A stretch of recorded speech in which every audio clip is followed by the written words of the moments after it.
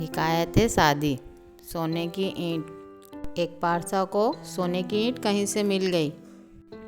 دنیا کی اس دولت نے اس سے نور باطن کی دولت چھین لی، اور وہ ساری رات یہی سوچتا رہا کہ اب میں سنگ مرمر کی ایک عالیشان حویلی بنواؤں گا، بہت سے نوکر چاکر رکھوں گا، عمدہ کھانے کھاؤں گا اور اعلیٰ درجے کی پوشاک سلواؤں گا۔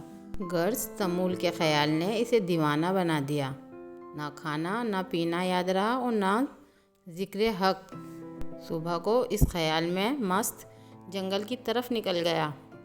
وہاں دیکھا کہ ایک شخص ایک قبر پر مٹی گوندھ رہا ہے تاکہ اس سے اینٹیں بنائے۔ یہ نظارہ دیکھ کر پارسا کی آنکھیں کھل گئیں اور اس کو خیال آیا کہ مرنے کے بعد میری قبر کی مٹی سے بھی لوگ اینٹیں بنائیں گے۔ عالیشان مکان، اعلیٰ لباس اور عمدہ کھانے سب یہیں دھرے رہ جائیں گے، اس لیے سونے کی اینٹ سے دل لگانا بیکار ہے۔ ہاں، دل لگانا ہے تو اپنے خالق سے لگاؤ۔ یہ سوچ کر اس نے سونے کی اینٹ کہیں پھینک دی اور پھر پہلے کی طرح زہد و کنات کی زندگی بسر کرنے لگا۔